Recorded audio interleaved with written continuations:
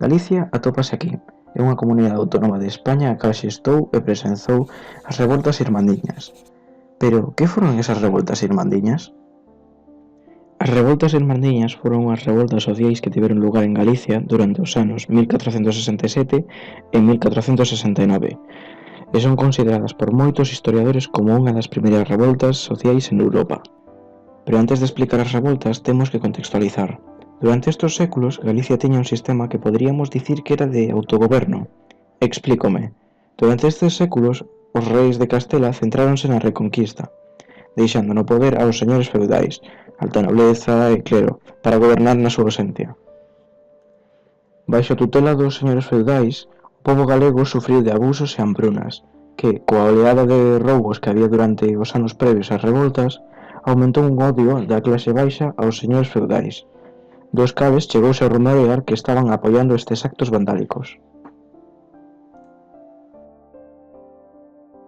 Ante esta situación, os burgueses que vían peligrar a seguridade das rutas comerciais decidiron crear as Irmandades, as cales eran grupos de xente dedicados a evitar estes asaltos e preservar a orde pública. Tendo claro isto, podemos dicir que as principais causas das revoltas atopámolas nos abusos da nobreza, da oleada de roubos e na creación das Irmandades. O detonante da revolta prodúcese en Melide, onde se leva a cabo unha reunión por parte das Irmandades, as cales xuntaríanse formando a Santa Irmandade, a cal exixiu aos nobres a entrega das súas fortalezas e castelos, dentre os cales moi poucos cederon ante a Irmandade. Unha vez dado o ultimátum por parte da Santa Irmandade, dase por comezada a revolta irmandiña. As revoltas nun primeiro momento foron apoiadas pola Coroa de Castela. Pero, por que vos preguntaredes? Durante este período había unha guerra civil para decidir quen debía gobernar na Coroa de Castela, o actual rei Enrique IV ou Alfonso, infante de 12 anos. Os nobres galegos apoiaban a soberanía de Alfonso, así que nos irmandiños Enrique veu un prometedor aliado, xa que tiñan como obxectivo acabar co poder da nobreza galega. Voltamos a Galicia. 2 meses despois da proclamación da Santa Irmandade, os irmandiños toman as armas e sucede o primeiro asalto a unha fortaleza, o Castelo de Ramiro, nas aforas de Ourense.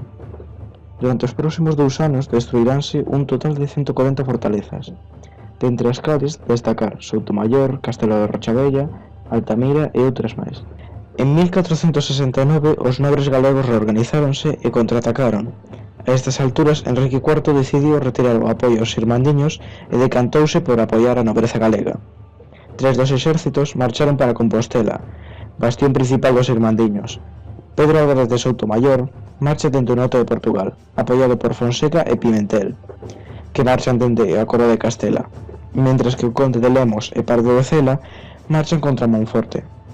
A batalla decisiva levouse a cabo nas aforas de Santiago de Compostela, a cal foi perdida polos irmandiños. Tras esta derrota, deuse por rematada a revolta.